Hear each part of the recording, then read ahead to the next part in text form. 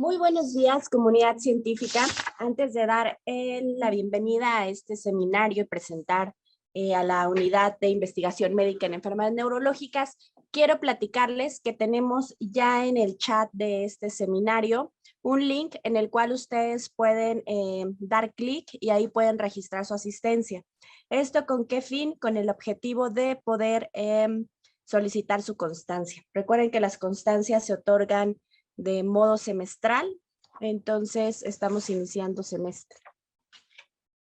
Es un link muy corto, es un cuestionario muy cortito en el que anotan sus datos y de ese modo nosotros registramos su asistencia. Entonces, ahora sí, les presento el seminario que presenta la Unidad de Investigación Médica en Enfermedades Neurológicas con el tema Investigación Biomédica y Clínica en Deterioro Cognitivo, Gliomas Cerebrales y Epilepsia. En este seminario vamos a tener temas como cambios cardiovasculares y deterioro cognitivo, el papel de los biomarcadores moleculares en el diagnóstico y pronóstico de pacientes con gliomas cerebrales y estudios biomédicos y clínicos de los cannabinoides para el control de la epilepsia. Para ello me permito presentar al doctor Israel Grijalva Otero, quien es el jefe de esta unidad, y él es especialista en neurocirugía, maestro y doctor en ciencias médicas, es investigador nacional nivel 2, tiene 77 artículos publicados, 12 capítulos de libro y 2 libros. Tiene alumnos graduados de licenciatura, especialidad, maestría y doctorado. Adelante, doctor, bienvenido a todo su equipo y a usted. El doctor se está tratando de conectar. Un momentito, por favor. Ok. Gracias.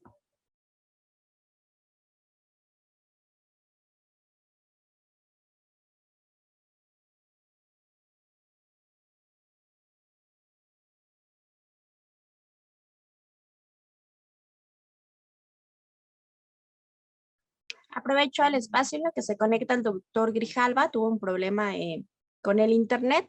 Les comunico que a partir del 18 de julio se abrirán las inscripciones para poder registrarse al Foro Nacional de Investigación en línea. Recuerden que toda esta información de cualquier modo la publicamos en @saberims, entonces desde ahí pueden seguirnos y conocer la liga o bien entrar directo a la página del foro.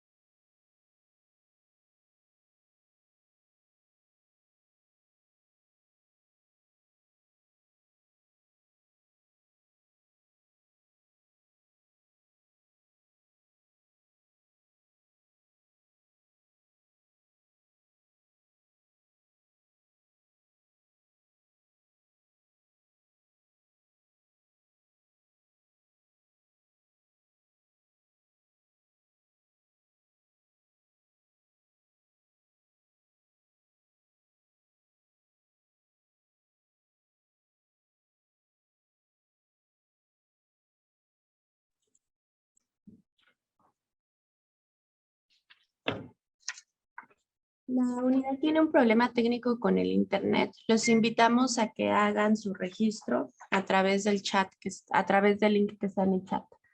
Por favor.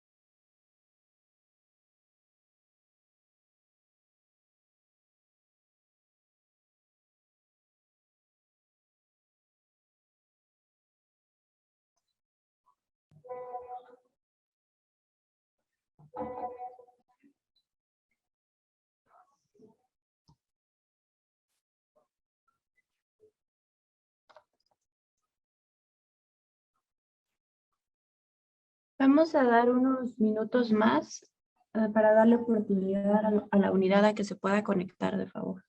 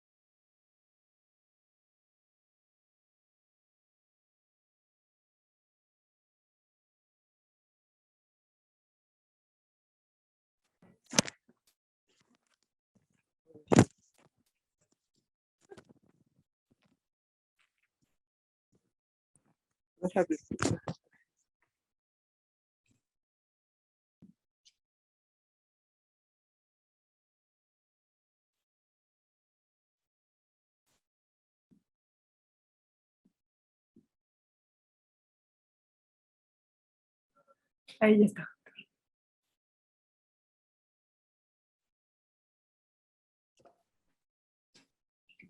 ¿Listo? Buenos días. ¿Me oyen? Sí, adelante, doctor. Perdón por los problemas técnicos, pero perdimos el internet. Estamos en la unidad de investigación y perdimos el internet y hasta ahorita se pudo restablecer. Bueno, vamos a dar inicio 15 minutos tarde a esta presentación. Afortunadamente espero que no tengamos más problemas. Entonces, la presentación de este seminario de investigación le corresponde a la Unidad de Investigación Médica en Enfermedades Neurológicas, y el título del seminario es Investigación Biomédica y Clínica en Deterioro Cognitivo, Gliomas Cerebrales y Epilepsia. Vamos a ver. En primer término, vamos a referirnos a cambios cardiovasculares y deterioro cognitivo. Específicamente en este aspecto, la doctora Paola García de la Torre se va a referir específicamente a aspectos de rigidez arterial y deterioro cognitivo, así como a biomarcadores relacionados con enfermedad cardiovascular y deterioro cognitivo. No voy a abundar más en lo que quería señalar por obviedad de tiempo, y también la doctora va a hablar específicamente en modelos animales, a las alteraciones que se han descrito en la microvasculatura asociadas a la progresión de la enfermedad de Alzheimer. Así bien, también se referirá a la aplicación de suplementos alimenticios para modificar el deterioro cognitivo. Posteriormente, la doctora Iris Feria le corresponderá hablar sobre gliomas cerebrales. Aquí vemos en una resonancia magnética un glioma cerebral. No voy a detenerme a dar más detalles al respecto.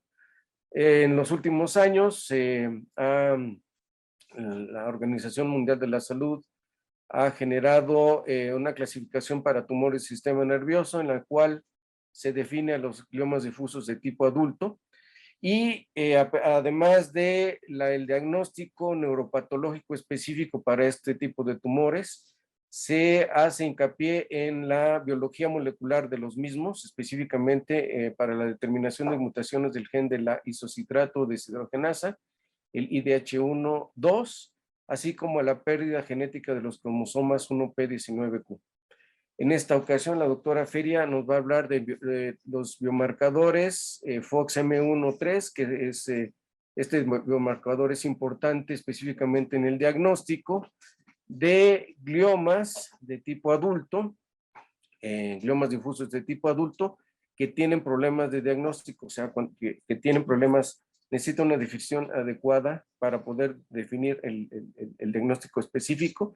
Y también hablará desde el punto de vista predictivo de otros biomarcadores como el VEGF, el CD133 y el CSPG4. Finalmente, en relación a epilepsia, nosotros nos hemos dedicado específicamente a epilepsia fármaco-resistente. Sabemos que 1 de cada 3 casos de epilepsia son fármaco-resistentes y el costo anual del tratamiento es grande. En México por año se gastan más $2,646 y en Estados Unidos se gasta menos. Entonces, ante la baja respuesta de los fármacos antiepilépticos actuales, se ha iniciado el uso de cannabinoides en los últimos años, específicamente derivados de cannabis sativa, aunque no se ha avanzado mucho al respecto por el problema, pues, que este es la cannabis, pues, genera adicción también, y entonces eso limitó mucho la investigación. El cannabidiol es el ingrediente más estudiado al respecto y se usa principalmente en niños. Sin embargo, los mecanismos por los que funciona el cannabidiol todavía no se conocen de forma adecuada. Hay diferentes contradicciones entre los modelos animales en animales inmaduros y adultos, lo cual va a abordar la doctora Sandra Orozco Suárez, y también en pacientes el cannabidiol tiene respuestas variables y todavía se desconocen qué aspectos podrían influir en su eficacia. Ella también hablará de estudios del sistema endocannabinoide. Sin más, quisiera ya darle la palabra a la doctora Paola García de la Torre para que desarrolle su tema. Nos van a ver, en este caso, estamos en una sola computadora. Espero que no tengamos ningún problema ulterior.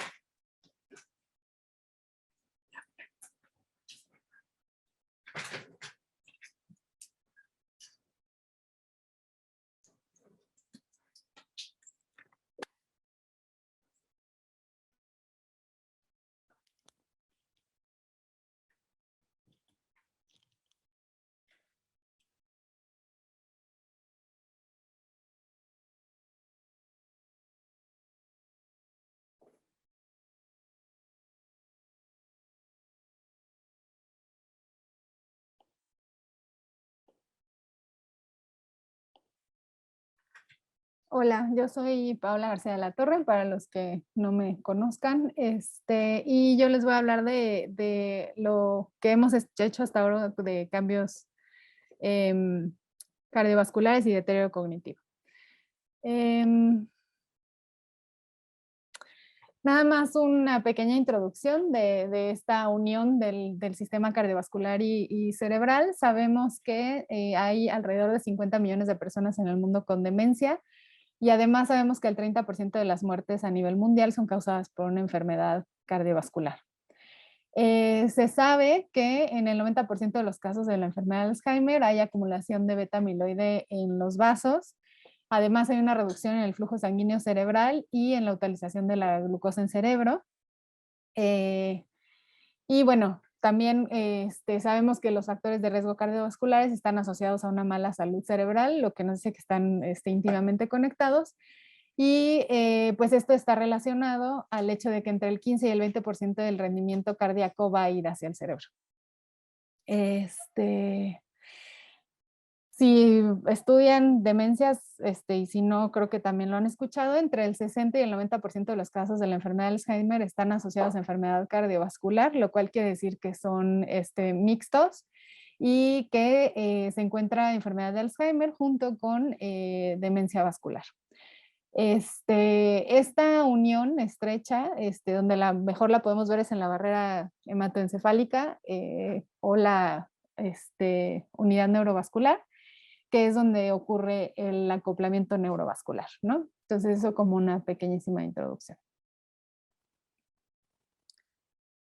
Nosotros teníamos hasta el año pasado un modelo murino triple transgénico para la enfermedad de Alzheimer, que lo que tenía eran mutaciones que se sabe que producen Alzheimer. En este transgénico, para la presenilina 1, además tenía el transgen con una mutación de tau y una mutación de APP humanas que se sabe que causan Alzheimer. Y nada más aclarar que el ratón se quedaba con todos sus genes, no era knockout para nada, simplemente tenía estos 3 genes introducidos. Y este fue el modelo que empezamos a usar. Lo primero que reportamos fue que había una disminución en la longitud del telómero. El telómero son estas repetidos que tiene al final el cromosoma y que lo protegen de ciertos cambios tales como el estrés oxidativo o incremento del estrés oxidativo y evita que haya problemas ya directos con los genes cuando hay replicación también, ¿no? Y lo que vimos fue que los animales transgénicos para esta enfermedad tenían una reducción en el telómero en linfocitos, pero no lo pudimos ver en el hipocampo o en cerebro. Y también vimos un incremento en estrés oxidativo en linfocitos, tanto en especies reactivas de oxígeno como en la peroxidación de lípidos, lo que nos llevó a pensar que este estrés oxidativo en sistema, o sea, a nivel sistémico, ya que no lo veíamos en cerebro, sino en linfocitos, podía estar perjudicando más de lo que se estaba reportando a esta enfermedad, ¿no?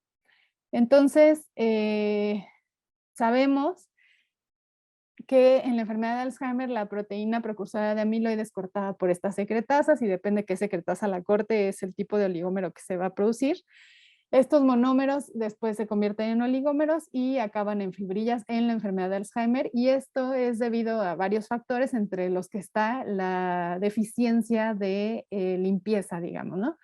Entonces hay una parte de degradación de beta amiloide por la microglía, que sería interna del sistema nervioso central, y otra que se exporta a través de la barrera hematoencefálica a la circulación, y ahí se puede ya desechar, digamos, ¿no? Entonces puede haber un mal funcionamiento ahí. Y con eso en mente quisimos evaluar esta unidad neurovascular, estas células endoteliales y sus uniones estrechas en los animales transgénicos. Y pudimos ver que en corteza no hay muchos cambios. Sí hay un incremento de Z1, que es una de estas proteínas de uniones estrechas, y un decremento de claudina a los 10 meses de edad, pero en corteza no vemos muchos cambios significativos. Sin embargo, en hipocampo, y aunque no es significativo, vemos que con la edad, a los 10 meses, ya hay un incremento de todas estas proteínas de unión estrecha, que no quiere decir que haya más uniones estrechas, sino más proteína, y que está relacionado a este incremento también de angiogénesis en el cerebro, pero que creemos que es patológico.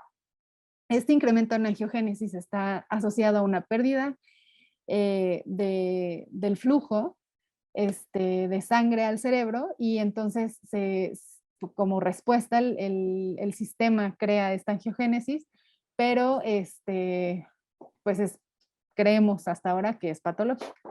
Y en ese sentido ahorita estamos analizando con estas proteínas de uniones estrechas qué es lo que pasa, o sea, aunque vemos más a nivel proteína, en dónde está, ¿no? Entonces estamos haciendo un análisis con microscopía confocal, y este es un pequeño ejemplo simplemente de que a los 9 meses el wild type las tiene acomodadas dentro, o sea, en el vaso. Esto verde son los núcleos, entonces podemos ver que en el vaso están las proteínas de uniones estrechas, que sería lo normal. Pero en el triple transgénico empieza a desaparecer por lo menos esta unión al vaso, a donde esperaríamos que estuviera. Y lo mismo a los 13 meses, ya por envejecimiento, vemos un decremento tanto en los wild type como en los transgénicos, pero además en los transgénicos vemos como desacoplamiento de las proteínas.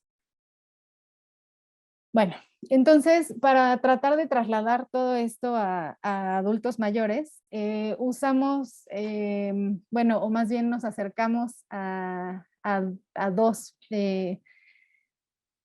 sistemas que ya tienen muchos adultos mayores, que en este caso es la UMADE del Hospital de Cardiología del Siglo XXI, en donde su población mayor de 60 es la mayoritaria, y al doctor Sergio Sánchez, que tiene una cohorte de adultos mayores desde hace ya varios años y que nos permitía evaluar a los adultos mayores que no tuvieran, hasta donde sabíamos, que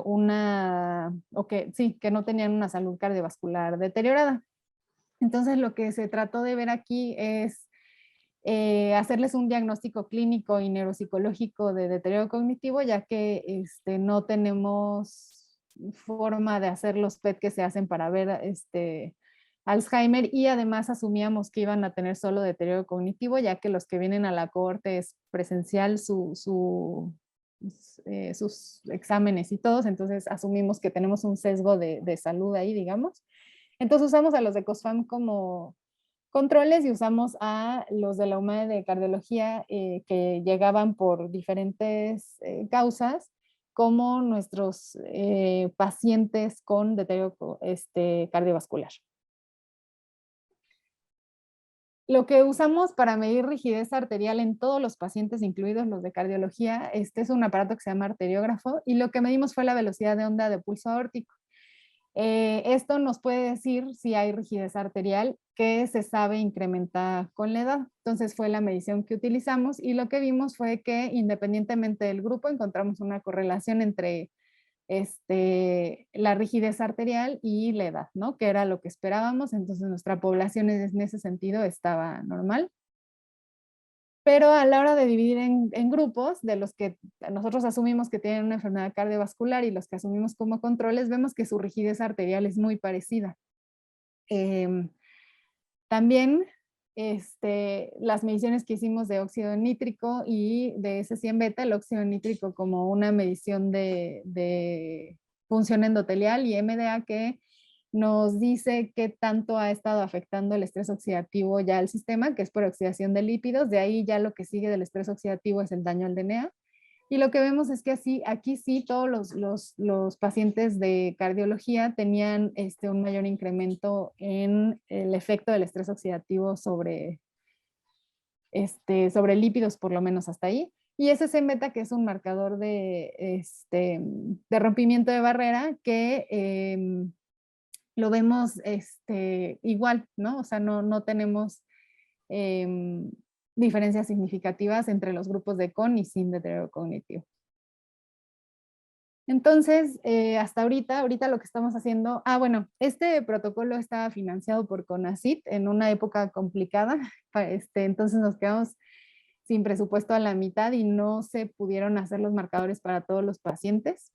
nos quedamos con alrededor de la mitad de los pacientes. Entonces, pues también la idea es incrementar esta N. Lo bueno es que tenemos las muestras, simplemente necesitamos hacer los análisis. Pero bueno, lo que decidimos fue hacer los grupos, o sea, tomando en cuenta que aunque nuestros envejecidos controles tienen una salud considerable o una funcionalidad normal para el envejecido, vimos que tenían rigidez arterial, entonces quisimos hacer los grupos diferentes, usamos ya aquí a todos los pacientes y entonces todos, una velocidad mayor a 10 se considera que ya tiene una rigidez arterial patológica y el deterioro cognitivo lo tomamos como punto de corte del minimental de 23 solo para hacer estos grupos. Entonces tenemos este grupo que tiene un deterioro cognitivo considerable, pero que no tiene rigidez arterial. El grupo control, digamos. El grupo con rigidez arterial, pero sin deterioro cognitivo. Y el grupo con rigidez arterial y deterioro cognitivo. Entonces la propuesta ahorita, bueno, y no encontramos diferencias con los biomarcadores que estábamos evaluando. Nos falta también hacer arginina. Ahorita les digo por qué es importante. Pero la idea ahorita es, con estos pacientes, por lo menos, los de la corte, ver estos pacientes que estaban aquí, que tenían rigidez arterial, pero que no habían pasado a deterioro cognitivo, si pasaron a deterioro cognitivo o no.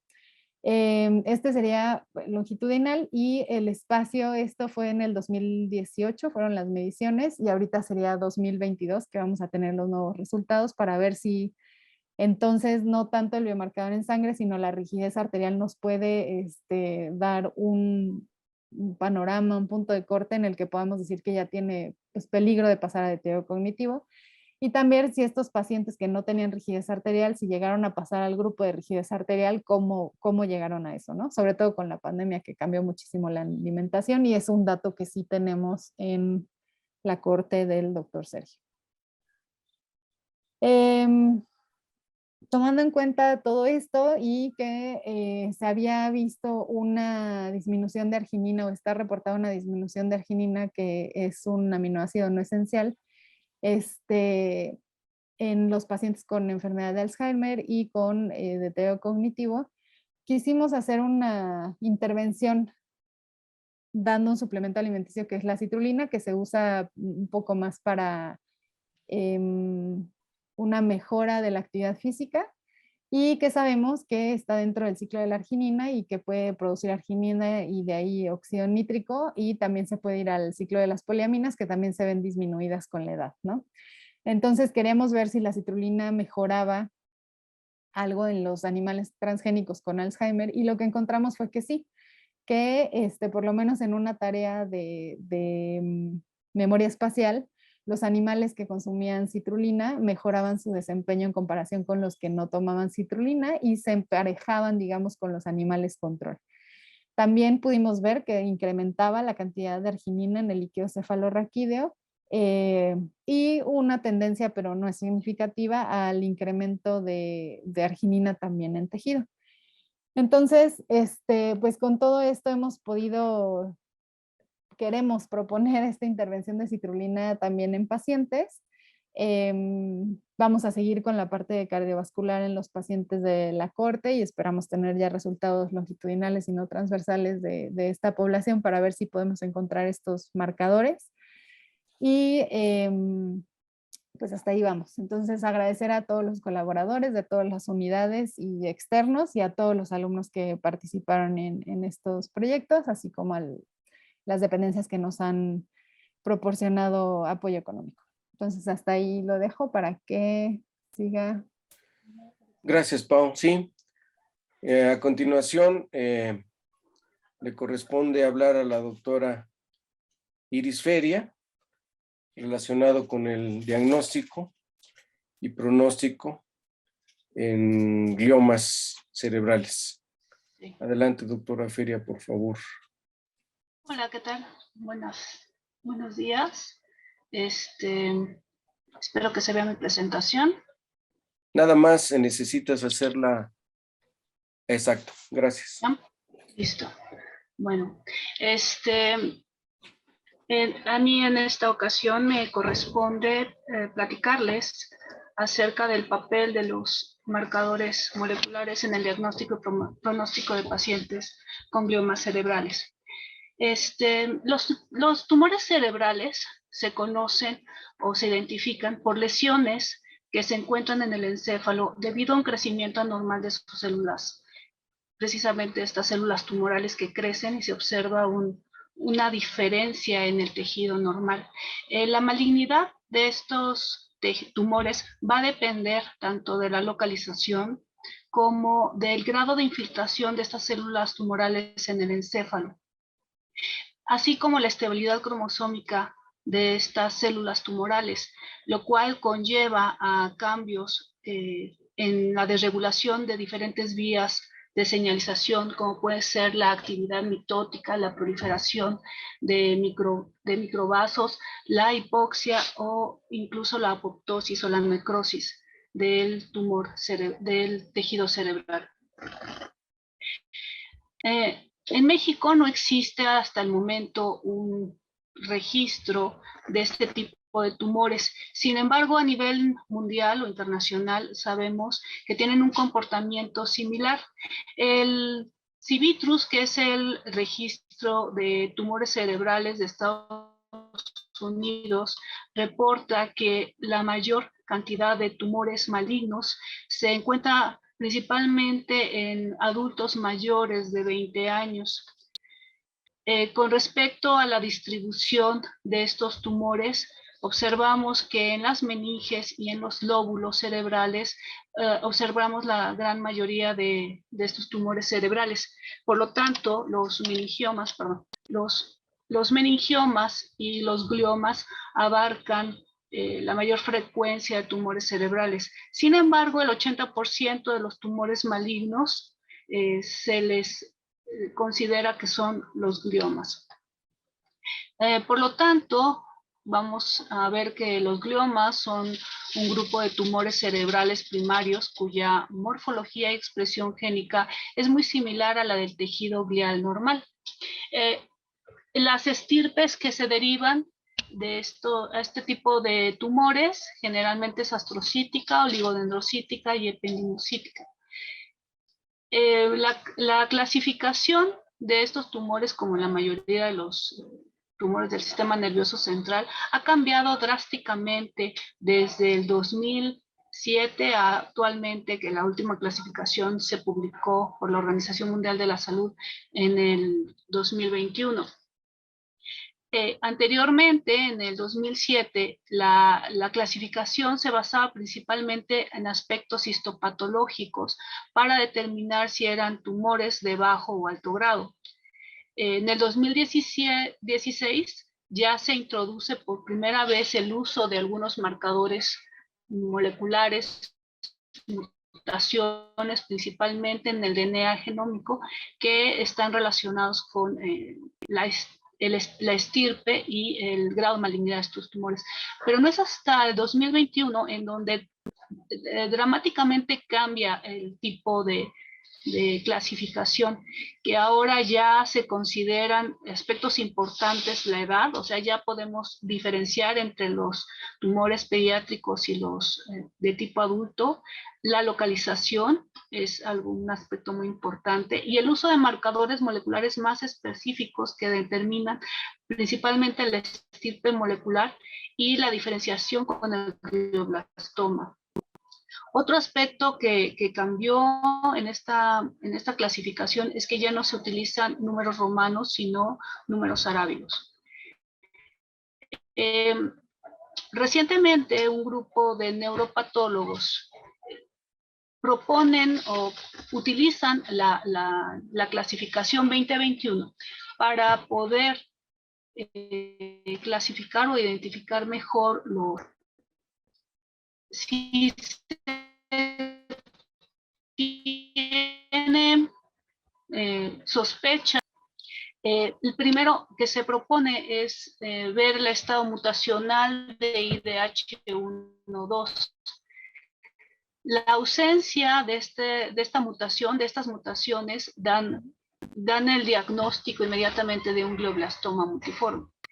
Si están presentes estas mutaciones, se considera que es un glioma difuso que con base a diferentes mutaciones en ATRX o la codeleción 1P19Q, se pueden clasificar en astrocitomas o oligodendrogliomas.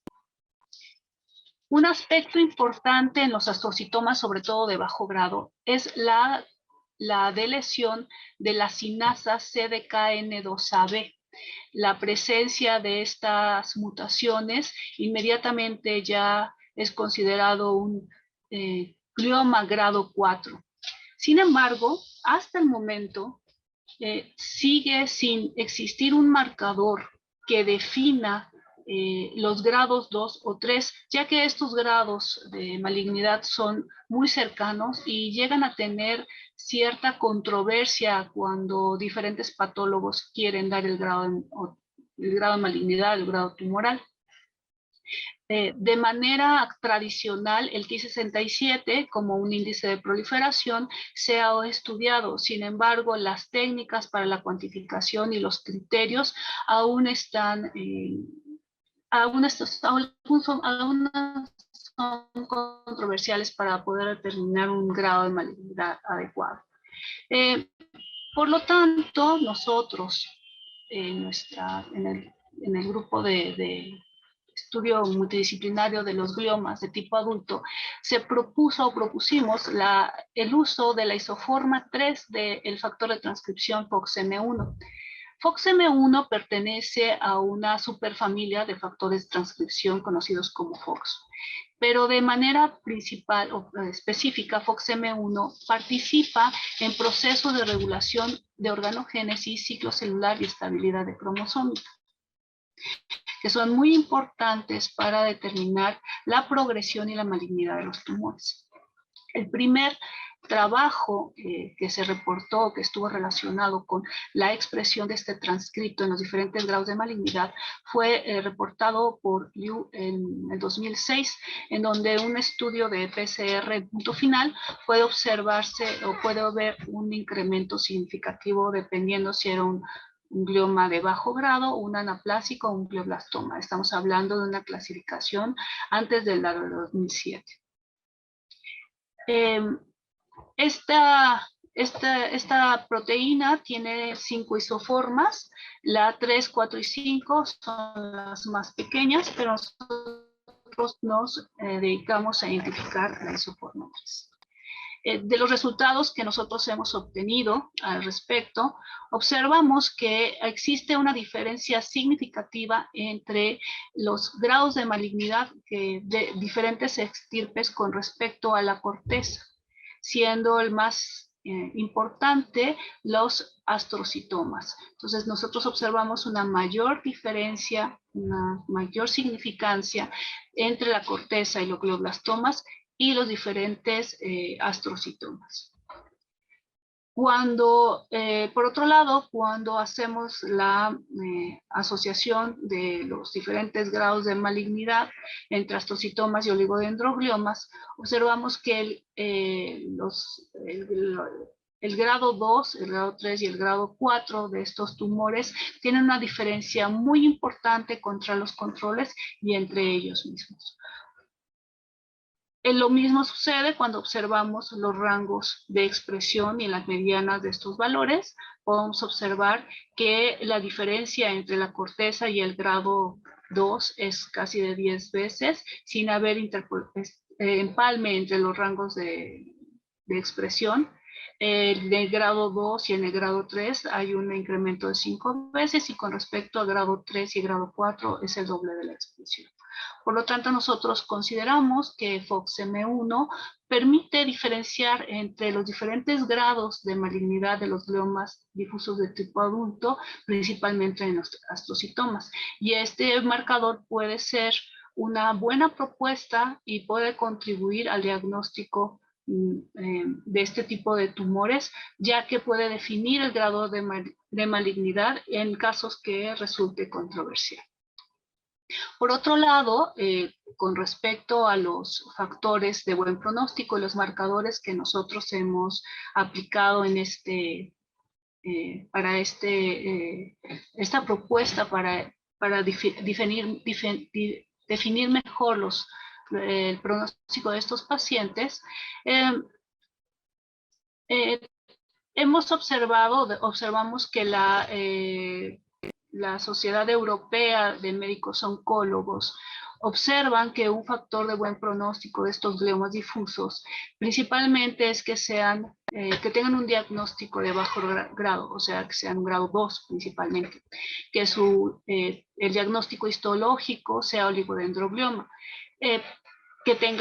eso se traduce en marcadores moleculares que tenga la codeleción 1p19q, que se logra una resección extensa del tumor. Y en este punto me quiero detener porque ha mejorado mucho o ha evolucionado mucho la forma en la cual se realizan las resecciones tumorales.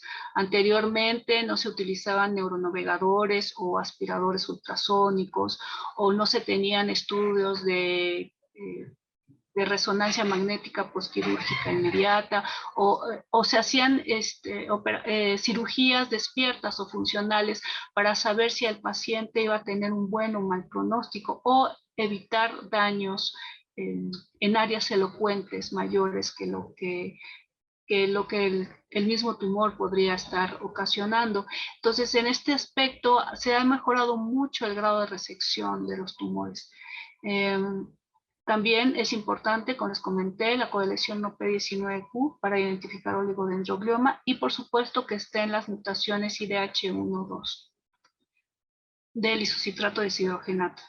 De manera convencional, y creo que no ha cambiado mucho con respecto a la sobrevida total de los pacientes, se considera que un paciente que tiene un astrocitoma difuso grado 2 IDH1 mutado tiene una sobrevida total de 7 a 10 años. En el caso de los oligodendrogliomas, donde está presente la codeleción P19Q, tienen una sobrevida hasta de 15 años. Cuando el grado de malignidad incrementa a un grado 3, un astrocitoma tiene una sobrevida total de 3 años y medio, y un oligodendroglioma más o menos se comporta similar a un grado 2. Drásticamente cambian los tumores cuando sean diagnosticados con un grado 4, cuando tenemos una sobrevida menor de 15 años, de 15 meses. O sea, un poco más de un año. Llama la atención que no todos los glioblastomas se comportan de manera similar. Por ejemplo, en este caso tenemos un glioblastoma wild type que presentó una sobrevida menor de 15 meses. Esta es su resonancia magnética prequirúrgica comparada a la postquirúrgica. Se observa prácticamente una resección amplia, no podemos decir total, pero sí muy extensa o completa. Sin embargo, a los 4 meses vuelve otra vez a recrecer este tumor con estas características de glioblastoma. Por otro lado, tenemos un segundo caso que es común que se presente, en donde se hace una resección igual, amplia, extensa. Podemos observar un poco de reforzamiento. Sin embargo, el recrecimiento de este paciente es a los 45 meses. Entonces, podemos decir que aunque ambos casos son glioblastomas IDH1 wild type, existen otros factores que están involucrados o están participando para que un paciente pueda tener una sobrevida baja o corta o una sobrevida libre de progresión tumoral más extensa. Cuando hicimos, este trabajo fue un trabajo que se presentó el año pasado, se hizo un estudio, un análisis comparativo de los aspectos demográficos y clínicos de estos pacientes que tienen una sobrevida menor a 15 meses y mayor a 15 meses. Se dan cuenta, la frecuencia de estos pacientes no es muy grande, es prácticamente la mitad que los pacientes con una sobrevida menor a 15 meses. Entonces, no observamos diferencias significativas en los datos demográficos, por ejemplo, en el sexo, en la localización de los lóbulos. Se pensaba que el tumor residual podía tener una diferencia significativa, sin embargo no alcanzó significancia. Tampoco en el Karnofsky pre o posoperatorio, o en el tipo de quimio y radioterapia que se dio. El único aspecto que sobresalió fue la edad. Ante esta situación de que al momento no existen estudios que señalen, pues se han hecho de secuenciación masiva o incluso de microarreglos para poder identificar en el tumor si existe una relación con un buen o mal pronóstico de este tipo de tumores, nosotros decidimos utilizar las muestras del lecho quirúrgico que tenemos en nuestra cohorte para poder saber si esto podía influir o no en el buen pronóstico de estos pacientes.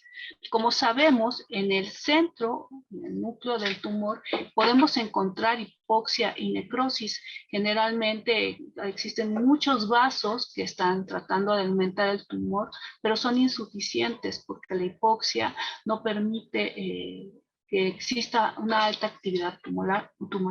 Sin embargo, en la periferia, nosotros observamos también actividad mitótica y proliferación de estos microvasos, además de la presencia de células formadoras de glioma que se caracterizan porque en los cultivos in vitro tienen un crecimiento tienen una actividad mitótica grande y tienen un crecimiento por sí solos con factores de crecimiento convencionales. Entonces, la función biológica y el marcador molecular que se identificó se muestra en esta tabla. De la cohorte que tenemos de los gliomas, por supuesto de los tumores, se obtuvo la mediana P25-P75 para poder identificar rangos de expresión y si existían alguno de estos marcadores podría tener una significancia en el pronóstico. Entonces aquí les muestro cada uno de estos marcadores. De manera interesante observamos que el VEGF, que es el factor vascular de crecimiento endotelial, tiene mayor significancia en los glioblastomas, al igual que el CD133, donde su expresión está relacionado con la presencia de glioblastomas. Con respecto a CD15, no vimos que fuera un marcador interesante, ya que simplemente su presencia, al igual que SOX2, identificábamos presencia tumoral. Sin embargo, CSPG4, que es un marcador relacionado con las células formadoras de gliomas, tiene un crecimiento importante en los diferentes grados de malignidad de los astrocitomas difusos. Lo que nos llamó la atención es que los perfiles genéticos del glioblastoma son muy diferentes a los astrocitomas IDH1 wild type. Y no dudo que en muy poco tiempo los glioblastomas ya vayan a ser considerados como una entidad diferente a los astrocitomas o a los gliomas difusos. Entonces, el siguiente paso que hicimos fue cuantificar los marcadores en los bordes quirúrgicos y observamos que aquellos tumores que en el borde quirúrgico se encontraban astrocitomas grado 2, definidos principalmente por FOXM1, la variante 3 de FOXM1, los niveles de VEGF podrían estar elevados, sin embargo, los niveles de corteza, los niveles de CD133 se mantenían como la corteza y la presencia de CPG4 también se encontraba. Pero la sobrevida de todos estos pacientes, la sobrevida libre de progresión tumoral de estos pacientes fuera de 45 meses. Estamos hablando más o menos de 4 años. Con respecto a los astrocitomas anaplásicos, únicamente en el borde quirúrgico se identificaron 2 pacientes que fueron identificados por FOX, por la isoforma 3 de FOXM1. Los valores de VEGF también se encontraron en altos niveles, CD133 no se expresó y la sobrevida libre de producción tumoral de estos pacientes fue de 11 meses y medio. En el caso de los astrocitomas grado 4 y DH1 mutado, la sobrevida, solamente se encontraron 2 pacientes en donde presentaron los niveles de expresión de grado 4 de Fox, y la sobrevida de estos pacientes fue de 8.5. Entonces, si pueden observar, la sobrevida libre de progresión tumoral disminuye de manera progresiva. En los 7 casos de glioblastoma multiforme, en donde FOXM13 lo identificó como un grado 4, sí se observó presencia de CD133 y la sobrevida libre de progresión tumoral se encontró en 6 meses. Entonces, cuando comparamos estos resultados con respecto a nuestro caso 1 y nuestro caso 2, observamos que el hecho quirúrgico fue, o el borde quirúrgico fue la expresión de FOXM13 en estos bordes quirúrgicos fue la que mayor información nos proporcionó para poder identificar el pronóstico, el bueno o el mal pronóstico de estos pacientes. Entonces, como conclusiones en este aspecto, podemos decir que la identificación del máximo grado tumoral evaluado por la sobreexpresión de FOXM13 en los bordes quirúrgicos de los astrocitomas IDH1 mutado, así como en los glioblastomas IDH1 wild type, se correlaciona mejor con la sobrevida libre de progresión tumoral, que por supuesto son muestras que no tienen necrosis, que son evaluables, y sobre todo cuando haya sospecha de que puede existir un tumor residual en los bordes quirúrgicos. No quiero terminar mi plática sin antes agradecer a todos los que de alguna manera han colaborado en este trabajo, el doctor Grijalva, Sandra, David, en nuestra unidad de investigación, los neurocirujanos, la doctora Nete, el doctor Byron, los anestesiólogos y, por supuesto, los neuropatólogos que nos han ayudado en la identificación de estos tumores. Muchísimas gracias. Gracias, Iris. Pues ahora le damos la palabra a la doctora Sandra Orozco. Tenemos todavía un poquito más de media hora. A lo mejor Sandrita puede recortar un poquito su presentación para darle unos minutos por lo menos a preguntas y respuestas. Adelante, Sandra, por favor.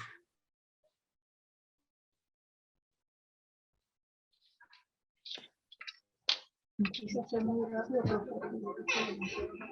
no. Perdón, sí, listo. Buenos días. Gracias, doctor. Voy a tratar de reducir lo más que pueda mi presentación. Bueno, yo les voy a hablar de los estudios biomédicos y clínicos que se han hecho en relación al cannabidiol y que seguimos haciendo aquí en la unidad de investigación, el grupo multidisciplinario y con los colegas de otras instituciones que nos han aportado principalmente pacientes. La epilepsia, como se conoce, es el segundo desorden neurológico con mayor incidencia después de la enfermedad cerebrovascular. En México consideramos, o se ha considerado que hay entre un 2% de la población general, o sea, como 2 millones de pacientes con epilepsia. Que la epilepsia es una afección crónica recurrente de crisis paroxísticas y con manifestaciones clínicas anormales de origen multifactorial y que se asocia con trastornos paraclínicos que lo principal es que aparentemente no son provocadas. Y estas manifestaciones clínicas son las que ayudan a los neurólogos a identificar que efectivamente se trata de una epilepsia y no de crisis por algún efecto transitorio. El desarrollo de los fármacos antiepilépticos ha empezado desde 1850, en que se descubrió que el bromo podría controlar la actividad epiléptica. Se empezó el fármaco más viejo, como ustedes ven, es el fenobarbital, que inclusive se sigue utilizando en casos de estado epiléptico refractario. Se han ido implementando nuevos fármacos a la terapéutica desde primera generación, que son los más viejos y que todavía están en cuadro básico, segunda generación, y los de tercera generación que ya van a multiblancos muy específicos. Sin embargo, todavía un 30% de estos pacientes con epilepsia llegan a tener farmacoresistencia. Aquí tenemos al cannabidiol, que es ya unos derivados de esta planta, que también ya los consideran como fármacos de tercera generación. ¿Cuáles son las razones para utilizar cannabinoides? ¿Cuál ha sido el motivo que ha dado a que se introduzca la terapéutica? Pues que tenemos, como les mencionaba, todos los fármacos, pero con opciones muy limitadas. Hay mucha toxicidad, sobre todo en combinaciones. Esto vamos a ver principalmente por el metabolismo de todos estos fármacos. Hay un largo proceso de aprobación para que la FDA en Estados Unidos se puede introducir un nuevo fármaco. Y sobre todo la desesperación familiar. Ver la evolución de un paciente con epilepsia sin control y el deterioro que van teniendo en su calidad de vida y en su contexto general, pues ha hecho que muchas familias pues tengan que introducir estos nuevos tratamientos a pesar de que no está autorizado. ¿Cuáles son los países que han autorizado, por ejemplo, ya como uso medicinal y recientemente recreativo? Pues México ya se ha convertido en el último país de la mayoría donde ya se había aprobado como uso medicinal en que se use como un uso recreativo. Y vemos que los países del primer mundo, sobre todo, son los que han tenido mayor eficacia en aprobar el uso de los cannabinoides. Ahora, ¿cómo estamos nosotros? Pues desde 2016 se utilizó o se autorizó como uso medicinal a los derivados de esta planta cannabis sativa, y el 28 de junio del 2021 ya se resolvió la declaratoria de inconstitucionalidad, donde prohíbe que la prohibición absoluta ya se puede el consumo de los derivados de la cannabis como con un fondo recreativo. ¿Cuáles son los cannabinoides? Se clasifican tanto en naturales como en sintéticos. Dentro de ellos, pues tenemos a los derivados de la cannabis sativa, que los principales es el tetrahidrocannabidiol, que tiene efecto psicotrópico, y el cannabidiol, que es un derivado que también es un derivado muy importante y que está en gran proporción en esta planta, pero que no tiene este efecto psicotrópico. Tenemos muchos otros tipos de cannabinoides y muchos de ellos sintéticos que actualmente se están utilizando para tratar de encontrar una aplicación más efectiva para diferentes blancos. Ahora, ¿cuál es el uso que se da principalmente en México? Vemos que el 40% de las mujeres lo han utilizado y el 60% son hombres. La mayoría, el 50% son de tipo recreativo, el 30% es de uso terapéutico y el 20% es de recreativo. El uso medicinal, la mayoría, el 30% es cocinada, se hacen preparados como aceites y se están utilizando en muchos casos. Inclusive ustedes pueden entrar a las páginas de YouTube y les enseñan cómo preparar un aceite de cannabidiol, de cannabis. Ahora, ¿cuáles son sus efectos? El cannabidiol o los derivados de esta planta tienen diferentes efectos, pero primero necesitamos conocer cuál es el sistema endocannabinoide. El sistema endocannabinoide se dice que se produce a demanda. Primero tiene que haber una despolarización en la terminal presináptica para que se libere por la entrada de calcio, se liberen los neurotransmisores en el espacio intersináptico y se una a su receptor. Aquí les pusimos un ejemplo del receptor a GABA. Esta unión a este receptor también produce en la membrana postsináptica que hay una entrada de calcio y por consiguiente que hay una remodelación en la membrana porque son derivados lipídicos de membrana para producir la liberación de sus principales de vías de señalización, que la anandamida principalmente. Después se une de manera retrógrada al receptor CB1 que va a producir la supresión de la liberación de algunos neurotransmisores, que puede ser GABA o glutamato.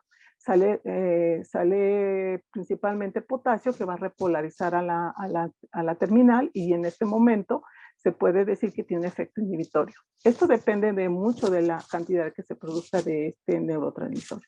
Lo otro es que son fármacos multiblanco. ¿Qué significa? Que pueden ir hacia diferentes, en la membrana postsináptica, a muchos receptores, canales, enzimas, y van a producir la liberación o la inhibición de muchos neurotransmisores, por eso son muchos sus efectos.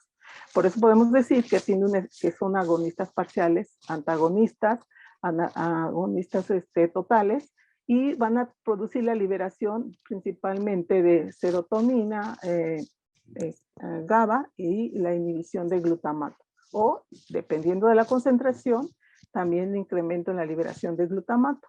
También actúa sobre receptores transitorios, como son los TRP2 y TRP4, y sobre todo también receptores a glicina. Con todas esas actividades, imagínense las vías de señalización que dan este sistema endocannabinoide muy complejo, río abajo, hacia la respuesta a nivel genético. Por lo consiguiente, su distribución es muy amplia en todo el organismo y tiene muchos efectos en el organismo. Por eso es que se ha utilizado y se considera que es un medicamento altamente utilizado para muchos blancos terapéuticos. Principalmente dolor es lo que más se ha utilizado, recientemente Parkinson y epilepsia. Ahora, ¿qué sabemos del cannabis y la epilepsia? Que ya se ha utilizado para controlar las crisis de hace mucho tiempo, que hay un defecto del sistema endocannabinoide en personas con epilepsia, que tiene evidencia de anticrisis en humanos, que hay seguridad y que tiene principalmente las consideraciones socioeconómicas cuando se hacen estos preparados principalmente. El caso Charlotte es el caso más conocido, donde una niña con síndrome de Dravet que tenía crisis de 250 por día, con una calidad de vida muy deteriorada, ya había tenido callosotomía y algunas intervenciones quirúrgicas y no se había podido controlar. Ellos empezaron a utilizar estos preparados y notaron que reducía de una manera muy sustancial, principalmente, este número de crisis. Con ello fue cuando se introdujo más a nivel general la idea de que podría ser utilizado. Pero tenemos nuestro caso en México, que es el caso de Grace. No sé si ustedes recuerden, Grace es el primer caso que hubo en México donde se solicitó a la Corte que se le permitiera utilizar estos derivados de la cannabis, principalmente el cannabidiol, para que esta niña con un síndrome de Lennox-Gastaut, que ya tenía una callosotomía y que no funcionó y que tenía esta actividad que ustedes ven de registros complejo punta onda lenta diaria, que tenía 400 crisis por día, hubo una reducción cuando empezó a utilizar este cannabidiol de un 70% de las crisis, y ella pudo tener una vida un poco, podríamos decir, normal.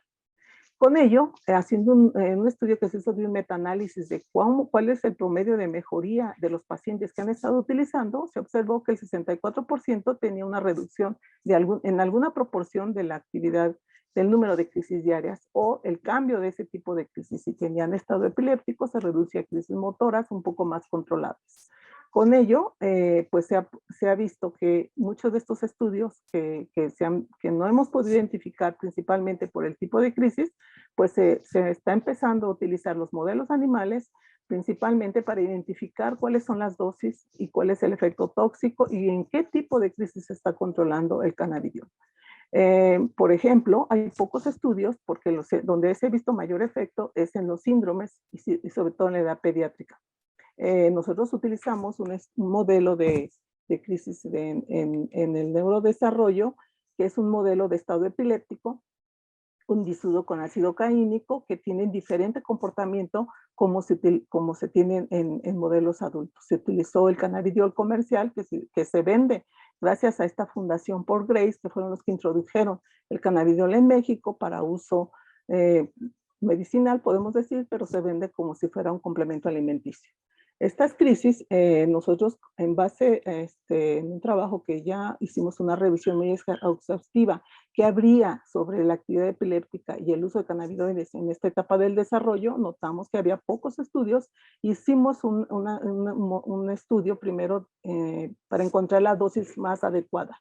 Y resulta que en estos modelos más en desarrollo, las dosis más pequeñas eran más efectivas que las dosis más altas.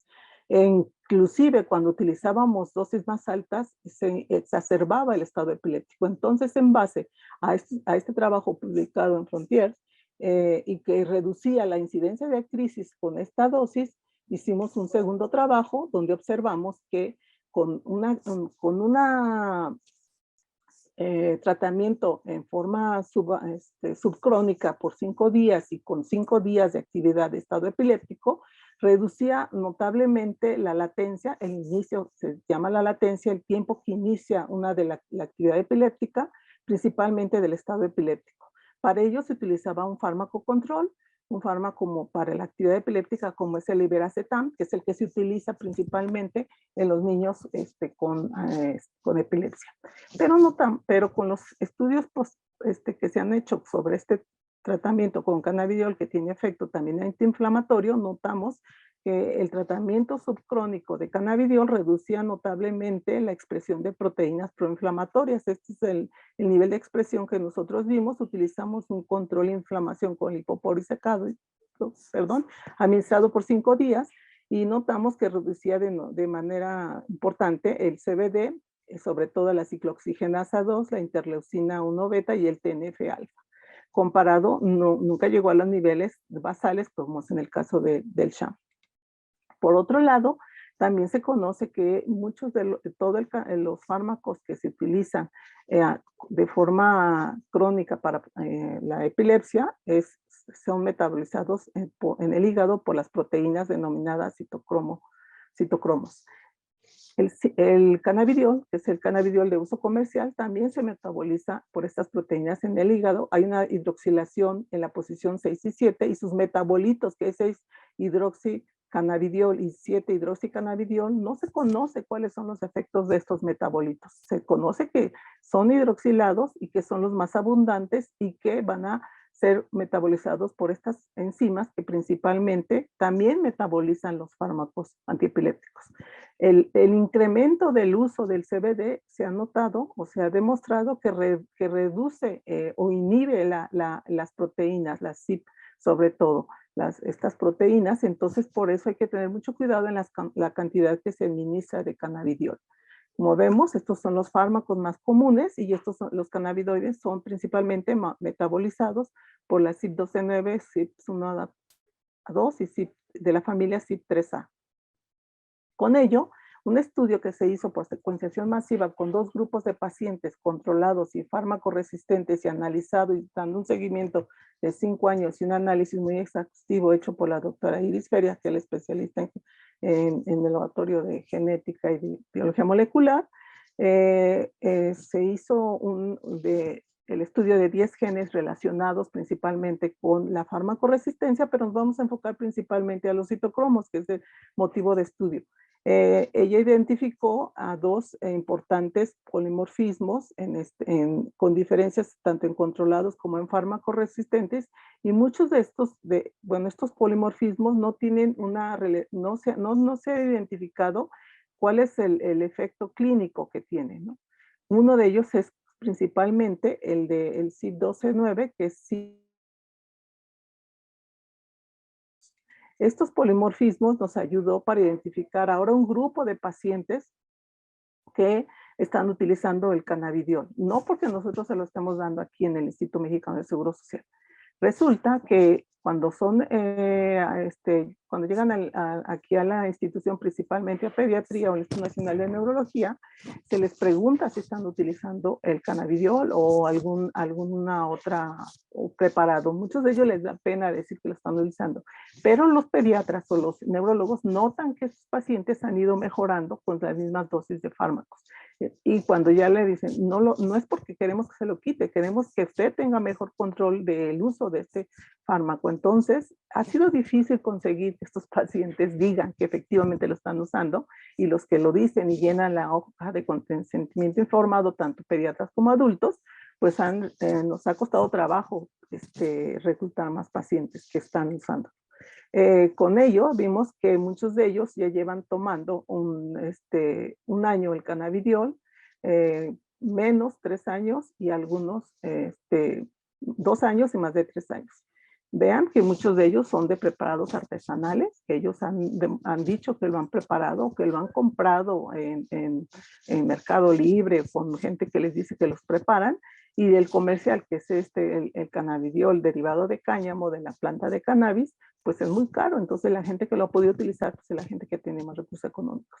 La mayoría ha reducido eso lo notan los médicos, el control de sus crisis es de un 50%, más del 50%, perdón, es el que ha tenido mayor control de las crisis, y solamente uno se ha visto que ha podido controlar totalmente sus crisis, y uno de ellos se incrementó el número de crisis.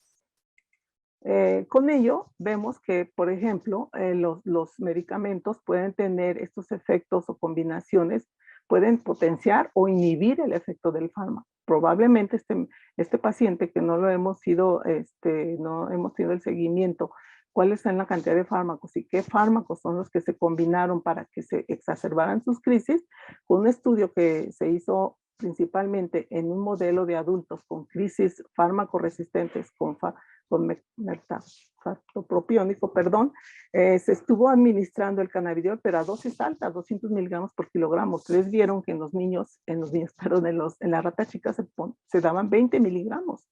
En cambio, en las ratas adultas se dan 200 miligramos.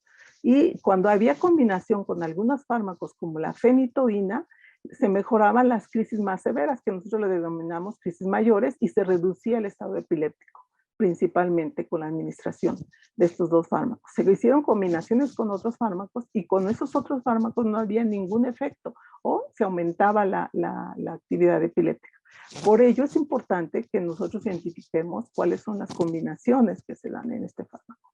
Ahora, tiene también el sistema cannabinoide efectos sobre el desarrollo y la epileptogénesis. Se ha visto que tiene su papel en la proliferación, la diferenciación y la migración y en el desarrollo de la epileptogénesis. Principalmente cuando hay un incremento de la actividad epiléptica por un daño o una crisis inicial, estos endocannabinoides tienen vías de señalización por la entrada de calcio en genes tempranos que activan una cascada de señalización principalmente relacionadas con la inflamación. Y cuando se establece la epilepsia se generan diferentes cambios a nivel principalmente del sistema límbico y entonces ya tenemos en fase crónica el establecimiento de una epilepsia. Esto se ha visto que participan en el desarrollo, los receptores están de manera expresados de manera muy importante en las diferentes etapas de la gestación hasta el nacimiento. Ahora, ¿qué sucede con aquellos pacientes que tienen trastornos de la migración? Como es el caso de las displasias corticales. En un estudio hecho por la doctora Flor Verónica Licerio, que fue una residente que se dio a la tarea de revisar todos estos casos que nosotros tenemos del Hospital de Pediatría del grupo multidisciplinario, con un seguimiento también de varios años para identificar cómo estaba la expresión de estos receptores. La forma de identificar las fallas en la proliferación ya ha sido de la Liga Internacional contra la Epilepsia, clasificada en 3 tipos, y la más severa se puede decir, como es en el caso de la letra C, que la mitad del cerebro no se desarrolló, entonces tiene alteraciones muy importantes tanto en la proliferación como en la migración. Y observamos que esto se modifica principalmente en la corteza cerebral, la forma en cómo las neuronas están agregando. Debería haber 6 capas muy importantes, bien distribuidas, con un buen tamaño. Sin embargo, vean en el panel derecho el tamaño de estas neuronas, tanto en el H como en el I, que son gigantes, que le llamamos dismórficas, que no son normales. La expresión de estos receptores se vio de manera muy importante sobreexpresado, sobre todo el CB1. El CB1, déjenme decirles que no tan en etapas adultas, no está expresado casi en neuronas de manera tan importante. El CB2 está más expresado principalmente en el sistema inmunológico, como son de respuesta inmunológica, como son los vasos o los astrocitos y la microglía. Sin embargo, en nuestros pacientes que tienen trastorno del desarrollo, estos receptores están expresados de manera muy importante. En el caso de la epilepsia del lóbulo temporal, que es un tipo de epilepsia que no tiene que ver con el trastorno del desarrollo, se ve que sí están sobreexpresados, pero en menor proporción que con las displasias corticales. Y aquí les presento este caso muy específico de la neuroencefálica. ¿Qué sucede con aquel tipo de epilepsia que es de origen autoinmune, donde hay una pérdida celular muy importante por una respuesta autoinmune a un receptor que principalmente es decir, a glutamato? Se observa que la expresión está principalmente en vasos y hay menor proporción en neuronas. Cuando hacemos la cuantificación de acuerdo al hallazgo histopatológico, pues hay una variación en la expresión de estos. Y observamos que principalmente en la displasia focal cortical, que tiene trastornos de la migración y de la proliferación, en algunos casos tiene mayor expresión de CB1 y de CB2 y reducido principalmente en vasos, y sin embargo en vasos aumenta en la epilepsia del lóbulo temporal. En el otro estudio que queríamos ver, ya bien, de acuerdo del estudio anterior, donde se observa que los de lóbulo temporal tienen una mayor expresión de receptores a nivel de los vasos, se hizo un estudio con biopsias de tejido de pacientes con epilepsia del lóbulo temporal comparado con controles de autopsia, y se observó que se aislaron los vasos y se observó que estos receptores, principalmente en el hipocampo, estaban reducidos en su expresión en el tejido, y en la corteza cerebral estaban más expresados. Pero se hizo un estudio de ensayo de unión para ver si estos receptores eran funcionales, significa que están activados por la proteína GIO, y se observó que a pesar de que había una reducción en los receptores en estas estructuras, se había un aumento en la eficiencia del receptor. En la corteza cerebral, coincidente con nuestro estudio previo, observamos que había un aumento en la expresión de estos receptores y que su eficiencia solamente se daba a nivel CB2. Cuando se vio si estaban, en dónde estaban expresados en los vasos, se observó que estaban principalmente aumentados el CB2 en los vasos, y coincidían con las proteínas de unión de las uniones estrechas, principalmente de SO1 y claudina 1. Ahora, en un ensayo del manejo de cuáles son los efectos adversos, vemos que hay muchos efectos adversos que debemos tomar en cuenta para que entonces se puedan estar dando como fármaco, que no se eliminen los otros, de ayuda al control de las crisis. Con ello quiero dar las gracias a todo el grupo del grupo de epilepsia farmacoresistente del Instituto Mexicano del Seguro Social, del Instituto Nacional de Neurología y todo el personal de apoyo del laboratorio y alumnos que ayudan mucho a que se hagan este tipo de trabajos. Gracias.